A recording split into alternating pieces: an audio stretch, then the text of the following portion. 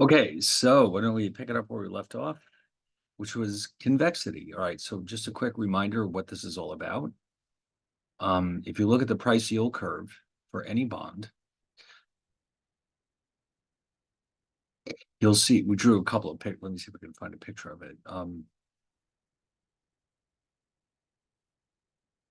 Yeah, here we go. So this is your price yield curve. Now, of course, as you can imagine, based on what we've been talking about, the relationship between the two is inverse or negative because as the yield of a bond goes up, the price goes down and vice versa. And that, of course, is because as the yields go up, the present value of all the cash flows that are remaining in the lifetime of the bond will go down, and therefore the sum of all those present values will also go down. So we go back and quickly revisit, here it is, the pricing formula. Algebraically, you can see that as R rises, the value of each of these terms, the present value will of course go down. And therefore the sum of all these present values has to go down.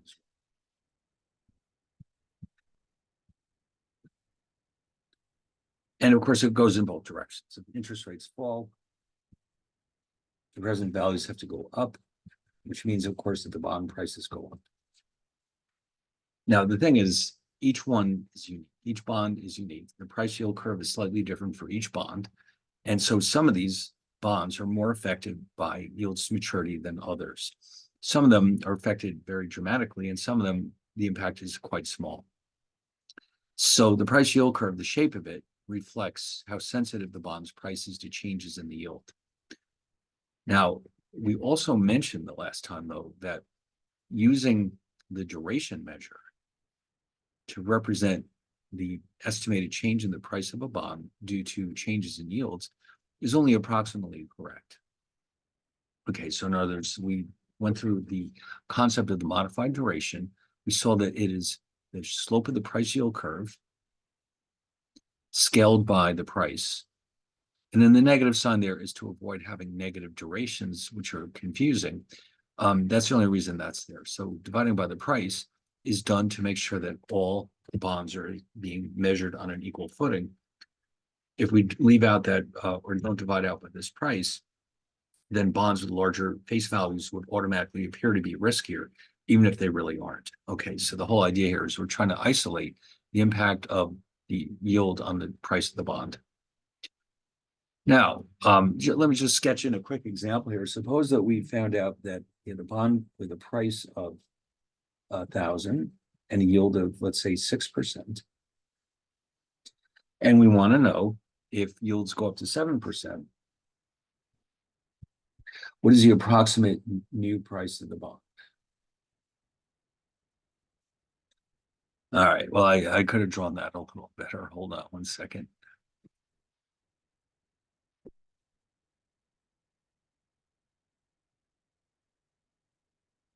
All right, that's not so bad. All right, so here's what I wanted to show you.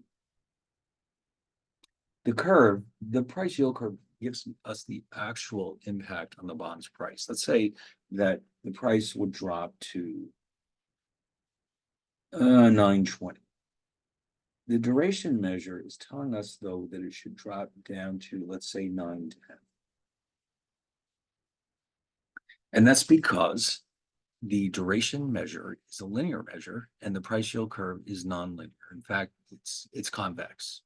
Okay, so if you remember from last time we talked about convexity, in this case, the curve is convex to the origin, which simply means that the first derivative of this curve is positive, but the second derivative is negative.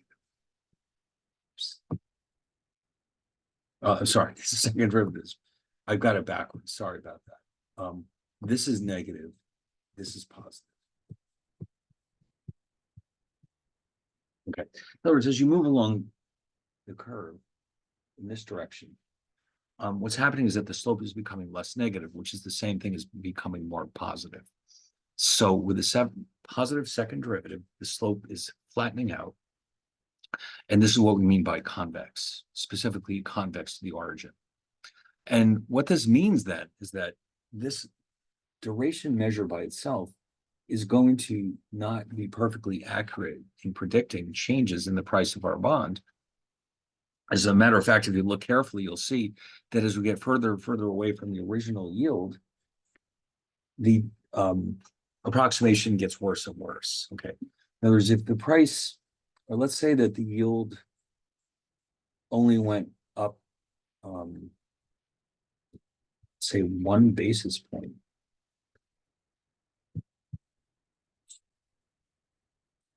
to, let's say, here, you can see that, I mean, these two curves are so close that you can't even really see the difference. It's going to be very accurate. It'll give us a very accurate result, the duration. But here, when the yield goes all the way up to 7%, which is a very significant jump, the duration measure will start to give us a progressively less accurate estimate of what will really happen to the bond's price. And if you notice, this happens on both sides. If I drop the yield to 5%, you can see there's a significant difference between the actual new price and the predicted. So that is why we are introducing the next concept, which is convexity. So in other words, the modified duration measure has it's very useful, but sometimes it's not as accurate as you would like it to be. So that's when we can use this second measure, which is called convexity. And that's an attempt to capture the curvature of this price yield curve. So as we've already discussed, convexity comes down to the sign of the second derivative, but it can also be expressed in terms of geometry. Okay. Now, this one is a little bit harder to follow, I think, but I'd like you to see how this works. F of, now what's going on here, by the way, we're picking 2 points on the price yield curve. Okay. So you've got X1 here and X2. Now, this could be for any application, by the way. It doesn't have to be the price yield curve. And these are the corresponding Y's, or f of x's. And what we've done is we created an average of the two. In other words, we have lambda and 1 minus lambda, which of course add up to 1. And so what we have here is somewhere in between x1 and x2. If, for example, lambda was equal to 0.5, that means this is halfway between x1 and x2. Now, here's what we need to notice. The point on this curve, the actual curve is right here. This is f of the average.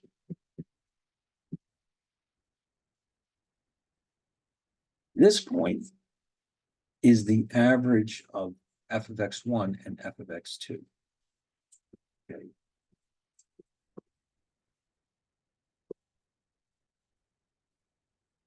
So, in other words, here you have a weighted average of the two f of x's. And here you have the function of the average of the two x's.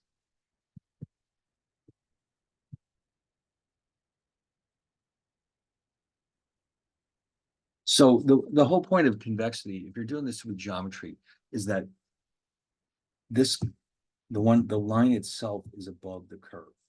Okay, in other words, if that line that connects the two endpoints, which is known as the secant line, is everywhere above the curve.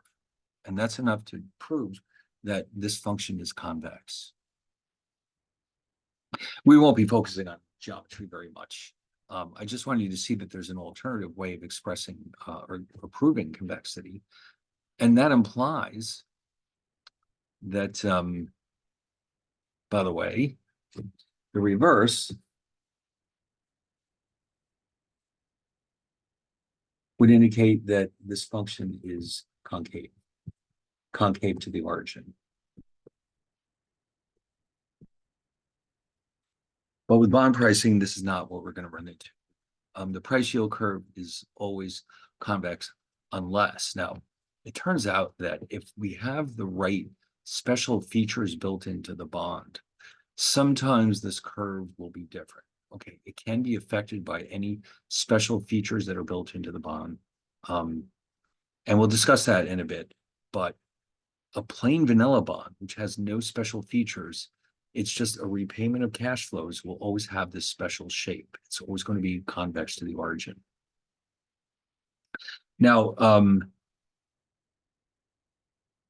and yes, here we're doing this now in terms of derivatives. The price yield curve always has a negative slope, but the second derivative is always positive. And this is what we need to demonstrate convexity. Now, there is a formula to calculate the convexity of a bond taken from the bond pricing formula. And let's see, I'll go grab a copy of it. Here it is.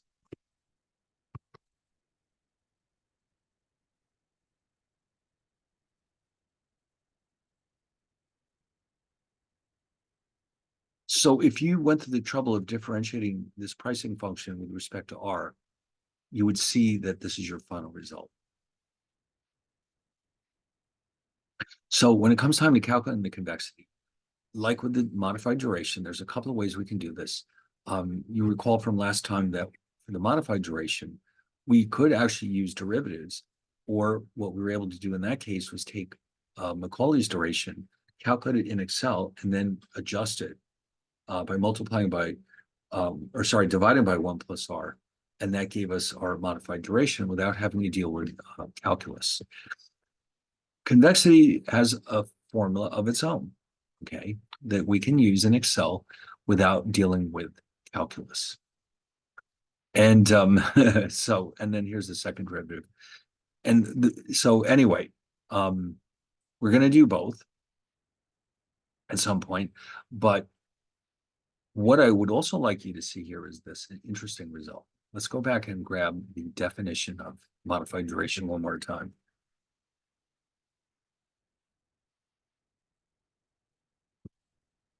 So of course, this is written in terms of differentials. If we rewrite this as small changes, algebraically, this implies that delta P equals negative dP delta R. Now, this is a very helpful formula because it lets us calculate the approximate price change due to a given change in yields.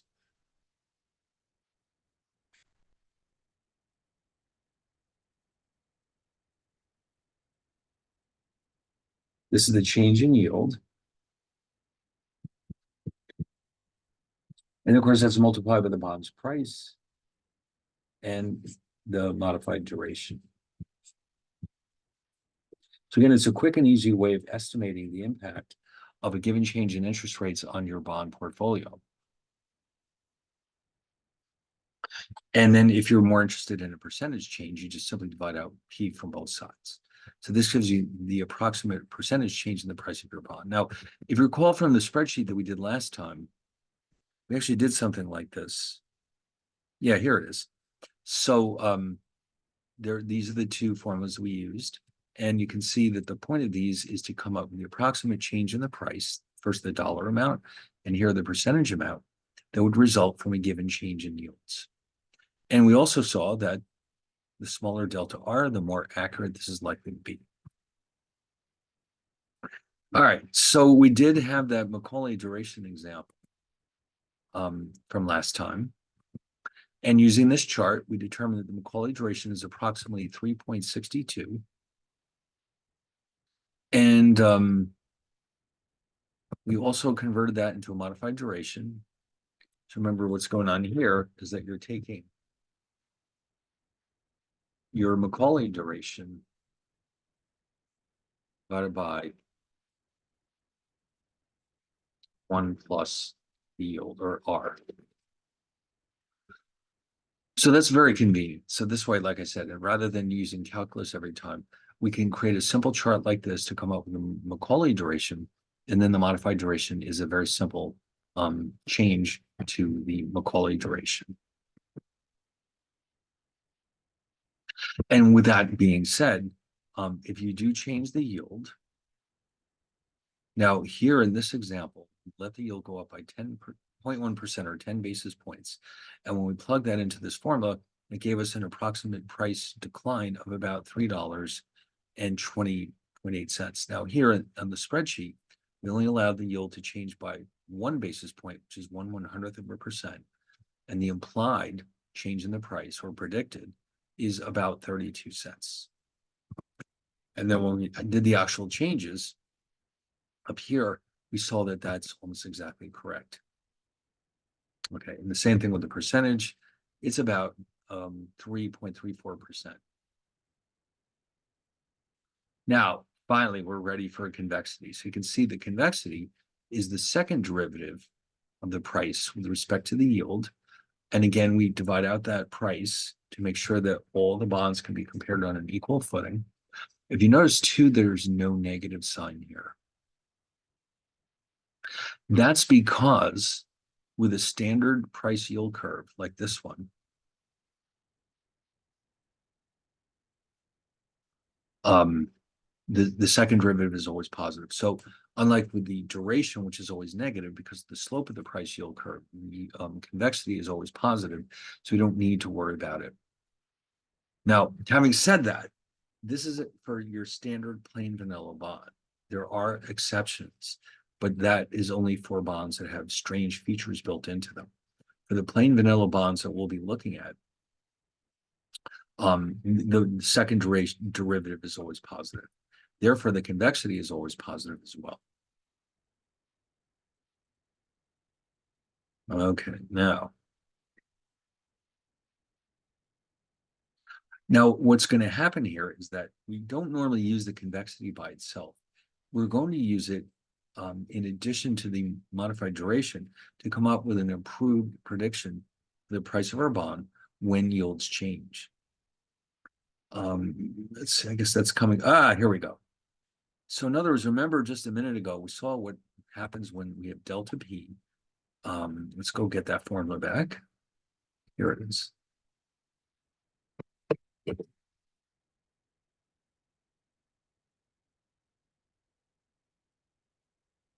Just to remind you. Okay, so if we need the additional accuracy, we can now use both the modified duration and the convexity to come up with the approximate change in the price of the bond. Okay, by adding this second term. Now, if you notice though, one of the terms, I mean, right here we see delta R squared. Delta R is usually a very small number to start with. When you square it, it becomes a really, really small number. So what that means is that in many cases, this extra term is not going to provide us with a whole lot of extra accuracy, and it's often not necessary.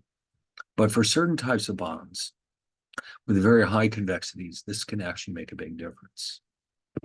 Okay, so we have two components now. And of course, we can also approximate the percentage price change too by dividing both sides by P. But in many cases, the difference is very small. So small enough that we may not need to worry about it. Okay, now, by the way, before we get more deeply into this, we're going to, for a minute here, we're going to look at, revisit the concept of the Taylor series, because it turns out that what you're actually seeing here is the first two terms of the Taylor series.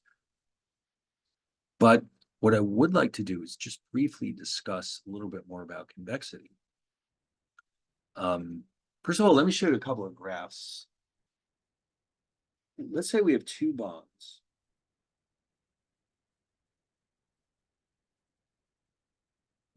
A 1-year and a 30-year bond.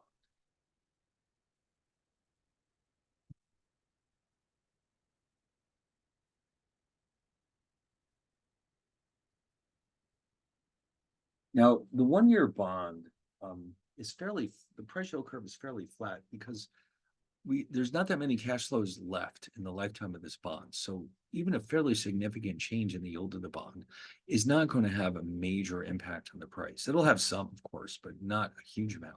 Whereas with a 30-year bond, there's many, many cash flows that will all be affected by any given change in the yields. So you're more likely to run into something like this. It's quite steep, and the curvature is more pronounced. So what that means then is that while they both have a negative slope, they both have a negative first derivative. What's happening here is that here the convexity is very low because the curve is so flat. The second derivative is positive, but very, very small. Whereas over here, it's the other way around.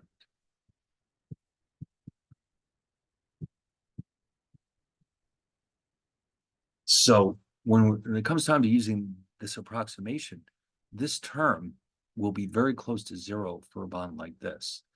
But for this bond, it could be significant. So convexity can be, by the way, convexity can be a very large number. As far as the modified durations are concerned, one thing I think I forgot to mention before is that as far as the size of modified durations go,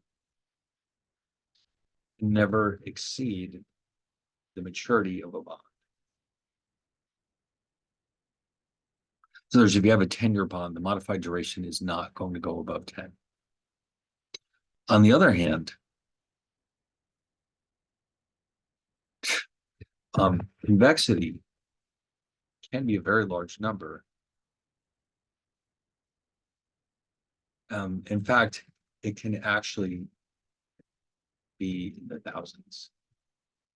Depends on the circumstances. It can be like a human, I mean, an absolutely massive number, like 5 or 10,000 even.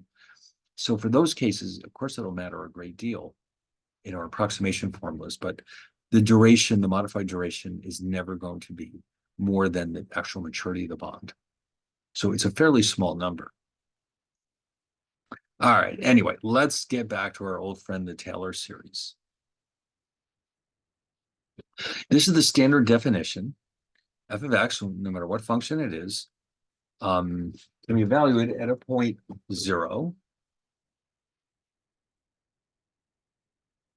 x0, sorry.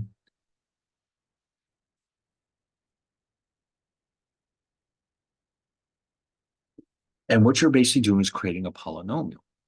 And you can choose a polynomial of any order you like.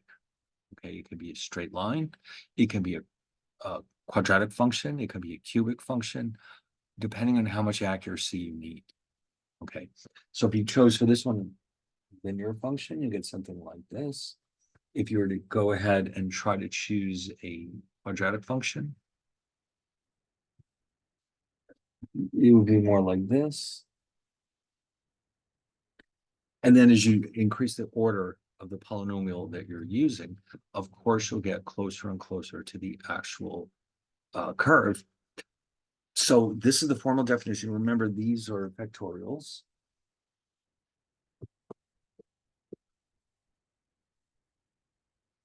I don't think anyone's forgotten how that works, but let's just quickly run through it again.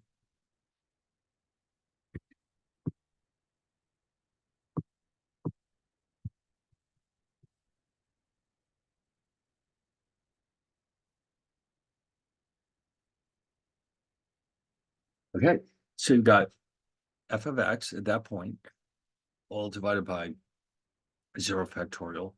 Then you'll have f prime of x, or 1 factorial, times the difference between x and x0. And then you see that as we keep going on, in principle, we can have as many terms as we want. In practice, though, at least in finance, this is as far as we usually take this. We don't normally go on to the third derivative. It doesn't actually even have a name in finance, or it's just because, I mean, you saw that with the convexity, the expression we used to estimate the change in the price of a bond included the term delta R squared, which is quite a small number. If we wanted to include the third derivative, we would need delta R cubed, which would be so small, it's difficult to imagine it making any real difference. Because remember, bonds are priced in dollars and cents. So there's never any need to go past the second order term. Now, we're going to rewrite this a little. This is P of R. This is our price yield curve. So this is our price yield curve. Now, let me grab this formula so you can see how it's been changed.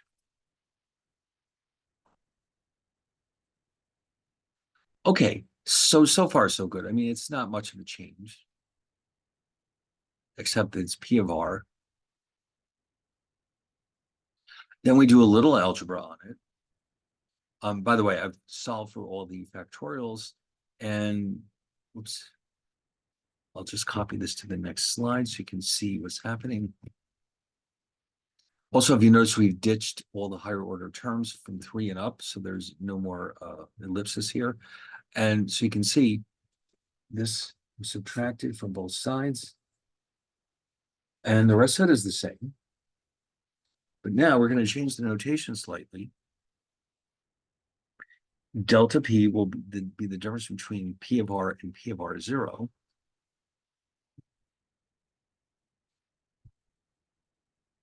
Delta R is the difference here. Okay, so what does that leave us with? Okay, so once again, let me grab this. Just so you can compare them. Okay, so what is this getting us? Well, if you look at it carefully, P prime of R0 is dP dr. This is delta R. Here we have 1/2 d squared P dr squared delta R squared. Well, guess what? If I were now to divide both sides by P, I would have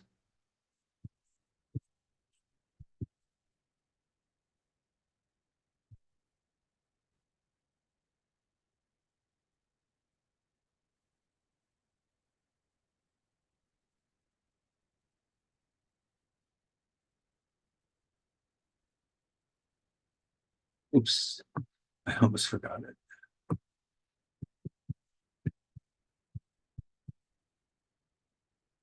And so what we actually have here is, whoop, I circled the wrong thing, sorry.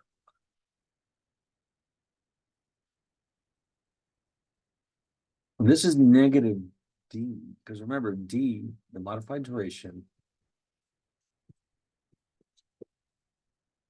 was defined as negative dP dr times 1/P. That means this term is negative delta R, negative D rather. And then over here, you recall that this piece by itself is defined as C. So what we are left with here is this.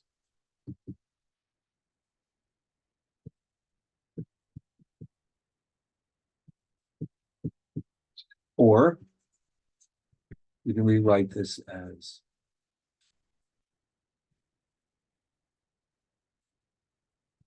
and that should look very familiar to you because we just did those. You can see that in the bottom, we've got the change in the dollar price of the bond. The one directly above it is the percentage change. So what we just did was prove that this formula that we're looking at is nothing but a Taylor series expansion with two first and second derivatives. That's all it is. Okay. That's interesting. So there is no such thing as the third derivative in the financial markets. We just don't see it. So this is as far as we need to go. And even then, often the convexity by itself may not be necessary due to its small size. And that's the bottom line right there. All right. So it looks like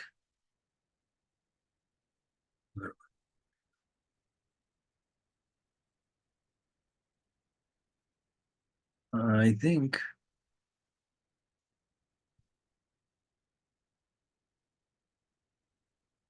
there you go. I didn't realize that was the end of the second section. Okay, that's good. I'll tell you what, since we're sort of halfway through the session, rather than starting VBA, what I like to do is I'll dive into section 3, and then the next time we'll introduce VBA, at least go through the basics of it, because then you'll be able to start working on assignments. So 3 introduces what's called the term structure of interest rates. Okay, so What is that all about? Well, you can see we're still talking about what happened.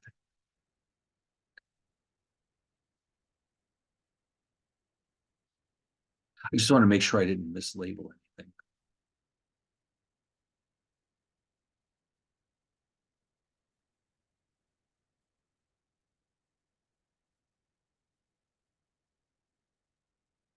I see. Okay, hold on 1 second.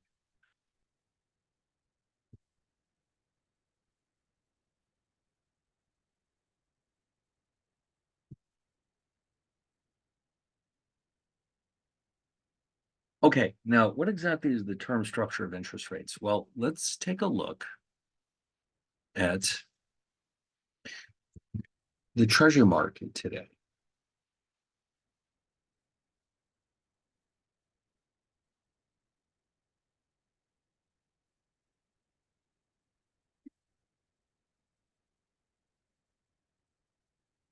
So today's the 30th. All right. So what do we see? Actually, let's look at the top here. It's easier, so I don't have to scroll around so much. Across the top, now these are treasury securities issued by the US government to finance its deficits. These are free of credit risk, which makes them very popular with investors, but they also pay typically the lowest interest rates of all bonds in the economy because of that safety feature. So you notice that unlike corporate bonds, which typically only have a handful of different maturities to choose from, 10, 20, 30 years are pretty standard. Here we've got a little bit of everything. We've got 1, 2, 3, 4, 6 months. We got a year, 2, 3, 5, 7, 10, 20, 30 years. Why? Because that's what investors want. Okay, some investors want short-term treasury securities. They only need to lend the money out for short periods of time. In fact, what corporations will often do is if they have funds that they haven't decided what to do with yet, rather than leaving them in the bank, they often will find themselves buying treasury securities at the short end of the curve. Um, like, for example, they might put their money in a 1 month treasury bill because it's going to give them more interest than they would get in the bank. And it's also completely safe. So it's a great way to park your money while you're waiting to decide what to do with those funds. But at the other extreme, you've got people who maybe are saving for their retirement, so they might buy a 30-year treasury bond because they expect to retire in 30 years, let's say, or they're saving for children's education, and maybe they'll buy a 20-year bond or a 10-year bond. So there's a lot of different market participants here with different investment horizons, they're called. And there's something for everyone. The government's happy to take your money. They don't care. Like, please lend us your money. So we'll make it as easy as possible for you to do it. In fact, at this point in time, you can actually set up an account with their website, and you can buy and sell treasuries directly online. You don't even have to get involved with a broker. That's how eager they are to borrow your money. But anyway, if you look at these numbers, these are the interest rates or yields that are being paid. And it looks like they're kind of falling as we go out into the future. That's not normal, by the way.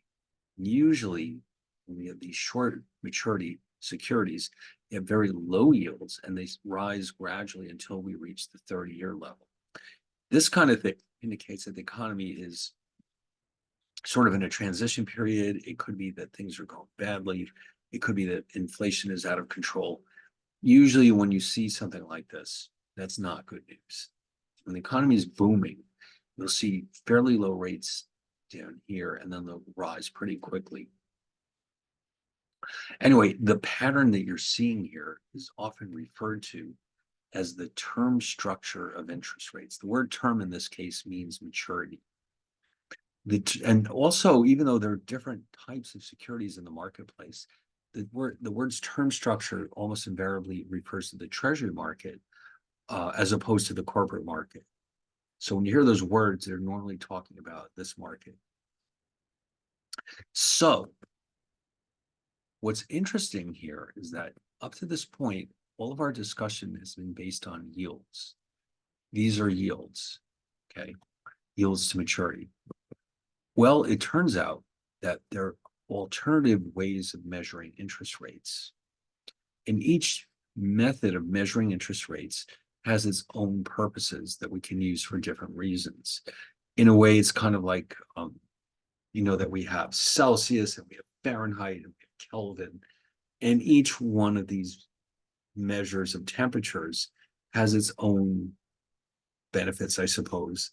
For example, Kelvin is often used for photography. As a matter of fact, if you ever look at a camera, you'll see that if you have, let's say, fluorescent bulbs in your room, you're taking pictures, the temperature of that white light is different than if you're outside. And it's always measured in Kelvin, okay, because they're very large numbers, like 5,000 and this kind of thing. But anyway, so there's 4 equivalent ways of measuring interest rates, and yields are just one of them. Now, in the derivatives markets, we're going to see later on that we don't normally use yields. Yields are normally restricted to bonds because of the way they're defined. Their usefulness is very limited, okay, at least in other areas. So the other options we have for measuring interest rates are what you're seeing here. We have yields or yields to maturity. We have what are called spot rates. We have forward rates. And then finally, we have discount factors. And they're all used for different purposes. Also, they're all based on different assumptions. Okay. But the yield to maturity is formally defined. Actually, let me and go back and grab the formula for a second. Let's get that pricing formula. Here it is.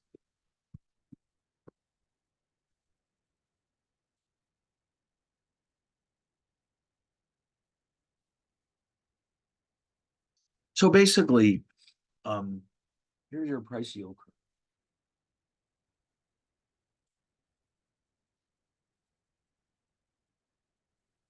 Say you have a bond that sells for $1,000 and the yield is 8%.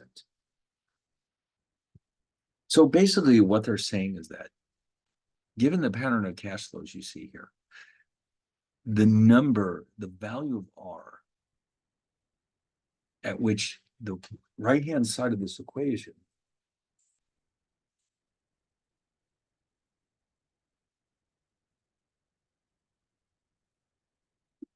present value of future cash flows exactly matches the observed market price.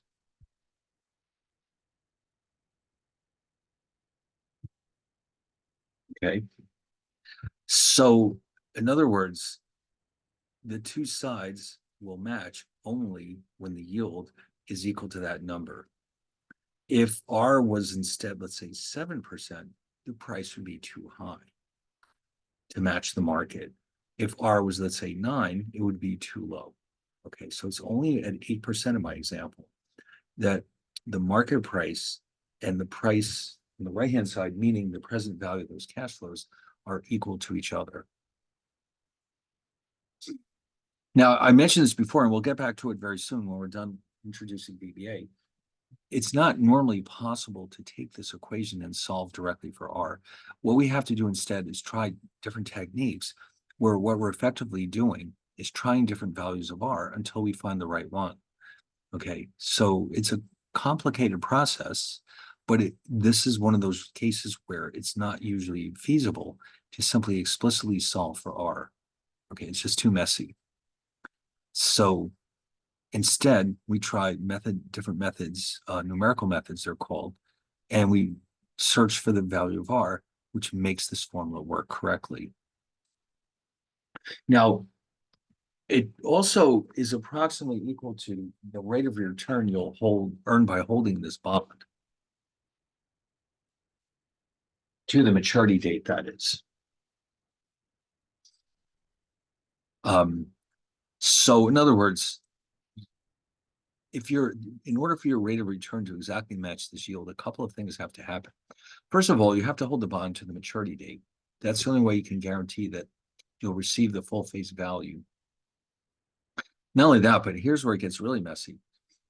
you have to take all these coupons and reinvest them. And you have to earn your rate of return has to exactly match the yield to maturity. If all of that happens, let's say the bond's yield to maturity is 8%, then you'll actually earn 8%. But if, let's say, the reinvestment part is more successful than you hoped, your actual return could be higher than the yield. Or if it's the other way around, the actual rate of return could be lower. So the yield is the return that you would achieve if you did hold the bond to maturity and if all your cash flows, the coupons that is, were reinvested at that same rate, which is not likely. So the yield, again, is very useful in the bond markets, but not in too many other areas. That's why these other measures are usually used instead. Okay, we have the so-called spot rates, we have forward rates, and we have discount factors. Okay, now a spot rate is the yield to maturity of a zero coupon bond. Okay, you recall, let me just quickly refresh your memory. Most bonds in the market provide coupons. Typically, they are semi-annual in the United States, but not always. They could be annual. And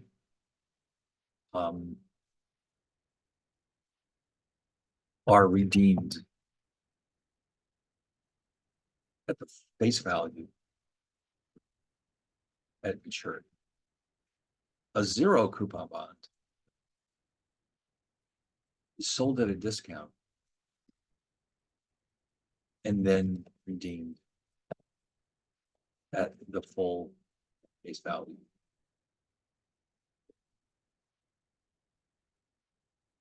At maturity. Okay. Now, I think I mentioned this before, in the treasury market, treasury bills are actually sold this way. The others are coupon bearing bonds. In other words, treasury bills, which are treasury securities with maturities of no more than 1 year, are sold as discount bonds. In other words, they're sold at a discount.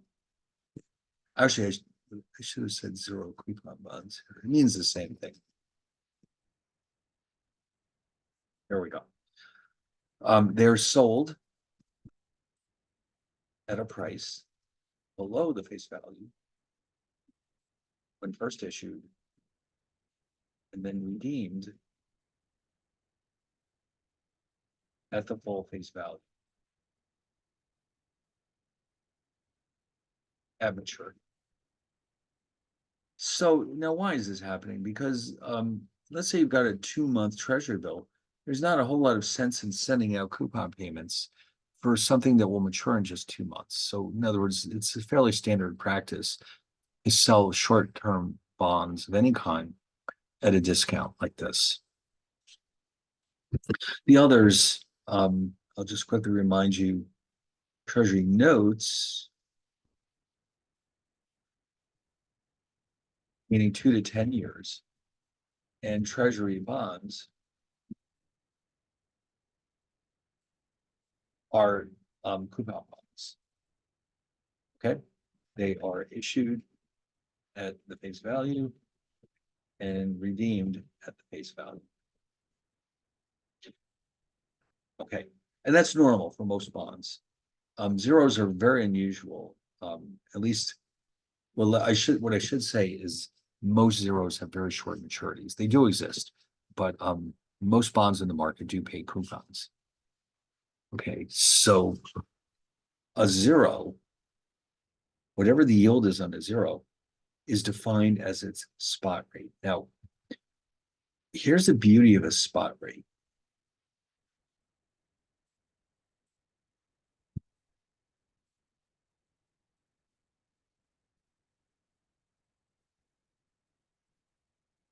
Is known as the bond's spot rate. Since there are no cash flows to reinvest, the actual rate of return to a zero coupon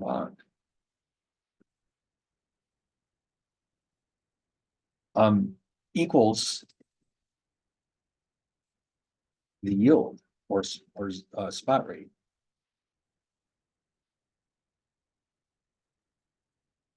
In other words, we don't have to make any assumptions. If for example, let me make up a quick example here.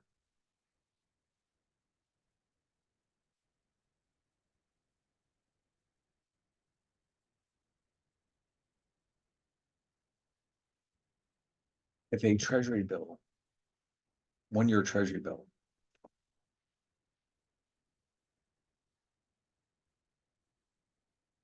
has a face value of $1,000 and is sold at a price of 900, the yield or spot rate or rate of return will be. So in other words, you're making $1,000, not 1,000, 100. And that's based on an investment of $900.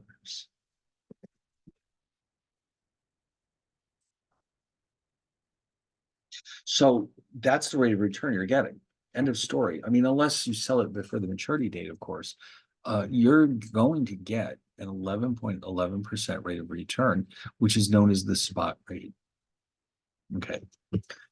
So spot rates are very useful for pricing securities other than bonds, let's say. As we go along, you'll see that we'll be using them more and more often, and not so much the yields. The yields are really just meant for bonds and other similar products.